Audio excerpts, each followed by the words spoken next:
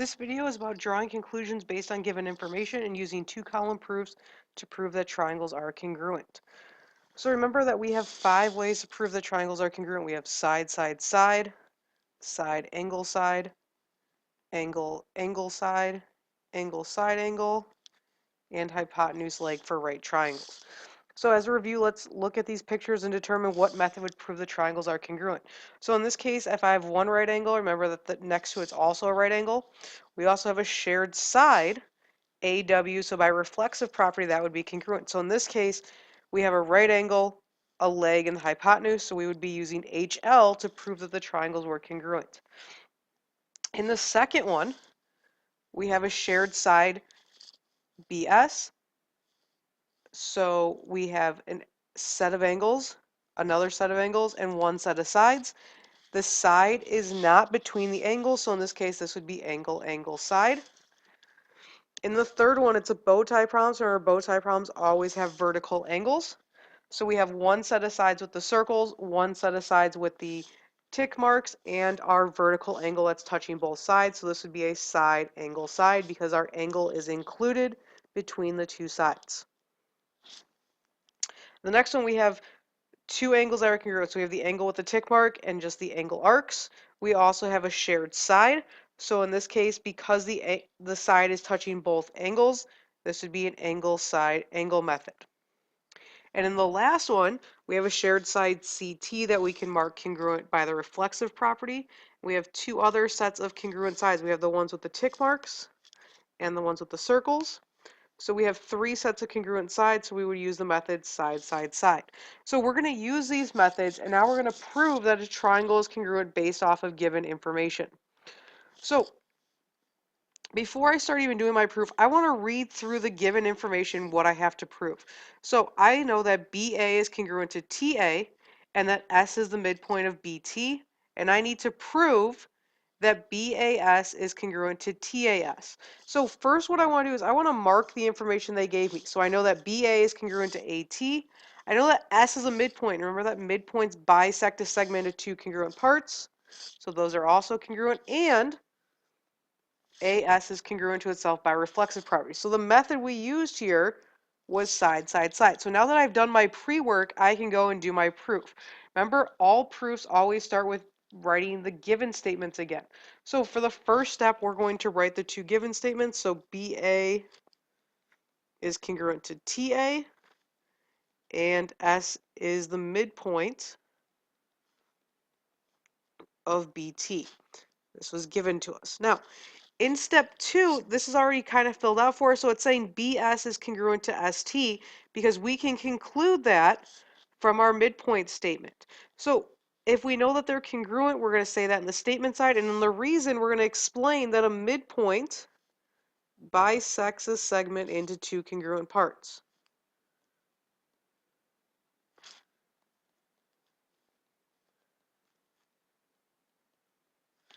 And then remember that we also in our picture marked that AS was congruent to itself by reflexive, so we already have that reason, and in the statement we need to say that AS is congruent to AS. And now that I have my 3 pieces of information in my proof, I have my side, my side, my side to get our method side, side, side. The last statement is always your proof statement then. So in this case, we would have triangle BAS is congruent to triangle TAS. And our reason then is the method we were using, which was side, side, side. So let's try another proof. Given that A bisects CAT, so CAT is this whole angle, and AS bisects it, which means this angle here is congruent to this angle here. We are also told that CA is congruent to TA, and by looking at the picture, we can also mark AS is congruent to itself by reflexive property. So we have some of the steps written out for us, and we're going to fill in the rest of it. So the first statement is our given statement, and the reason is that it's given to us. Now, this statement, I can't do anything else with it, so I just take that. I know I have one of my sides. In statement 2, when I look at my triangle, we know we had to do something with this bisect statement, so we mark those angles. Now, when I write my statement, I can do it 2 ways. I can name the angles, or I can put numbers by the angles and just say that angle 1 is congruent to angle 2. And we already have the reason. A bisector divides an angle into two congruent angles. We also remember marking that AS was congruent to AS. So remember now, we have three pieces of information from our triangle. We have our sides congruent, angles congruent, sides congruent. So the method that we used here was side angle side. So in the last step, we're going to put our proof statement. So triangle CAS is congruent to triangle TAS, and our reason in this case would be side angle side.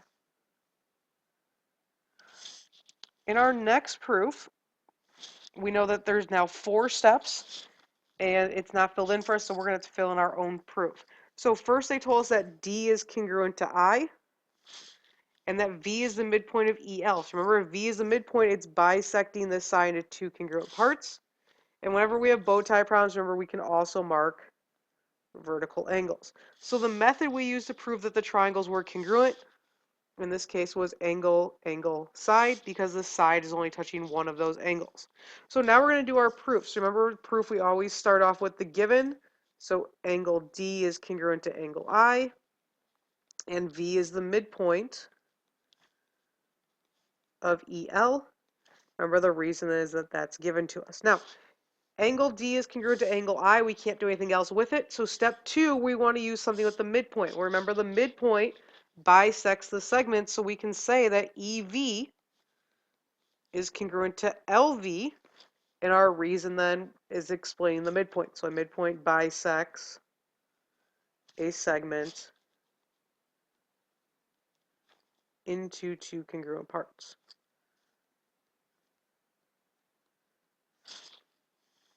Step 3, remember, bow tie problems always have vertical angles, so that's what we're going to stay in step 3. So we can name the angle with 3 letters, or again, we can just call it angle 1 and angle 2. So we can say angle 1 is congruent to angle 2, and our reason here would be vertical angles are congruent. So in this case, I now have 3 pieces of information I know about the triangle. I have angles, a side, and another angle. So now I can, in my last step, use that proof statement. So triangle DEV is congruent to triangle ILV, and our reason is angle, angle, side. So remember, all proofs should always end up with what method we're using to prove the triangles were congruent. So our next one, we have BD is congruent to, or is perpendicular to AC, and we have AB is congruent to BC. So remember, if we have perpendicular lines, they're forming right angles. So we need 2 steps about that. We need to identify the right angles and then say they're congruent. We also know that these sides were congruent because it was given to us, and we have a shared side, so we can use reflexive properties. So in this case, we use the method HL to show the triangles are congruent. So now we're going to start writing out our proof. So remember, the first step is our given. So BD is perpendicular to AC, and AB is congruent to BC, given. So step 2 now, we need to use that perpendicular thing, and we need to show we have right angles and that they're congruent. So first we're going to say that angle 1 and angle 2 are right angles. And our reason is that perpendicular lines form right angles. And then in step 3, now that we know they're right angles, we can say that they're congruent to each other. So we're going to say angle 1 is congruent to angle 2. And our reason here is that right angles have the same measure and are congruent.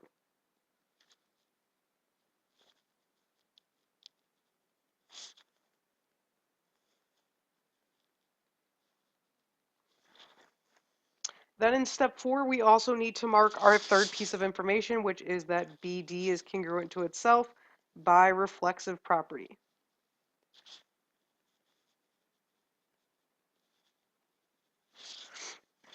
Now we have our 3 pieces of information about our triangles, so we know that one of our sides were congruent, one of our angles was congruent, another side was congruent. So now we can make our proof statement because we have 3 pieces of information about the triangle. So step 5, triangle A BD is congruent to triangle CBD, and our reason here would be HL. So in the last proof, this one's a little bit tricky because we're looking at triangle CAN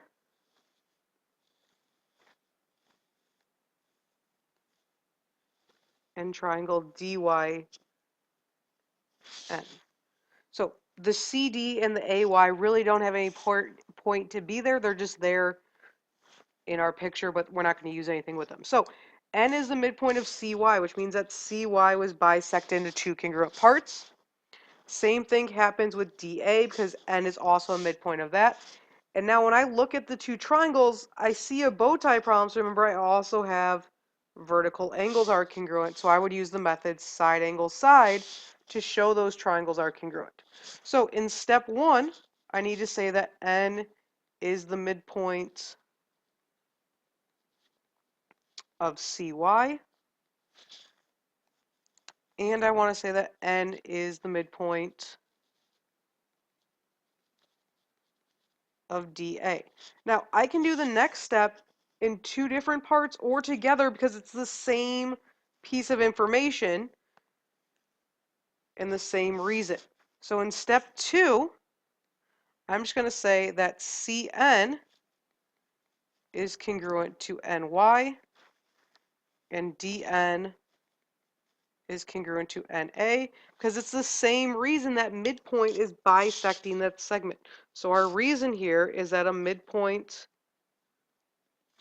bisects a segment into two congruent parts.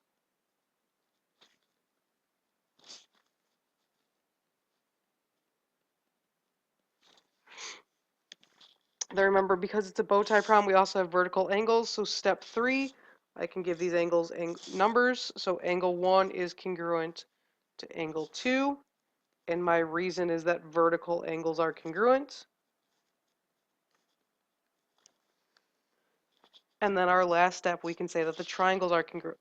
So triangle CNA is congruent to triangle YND.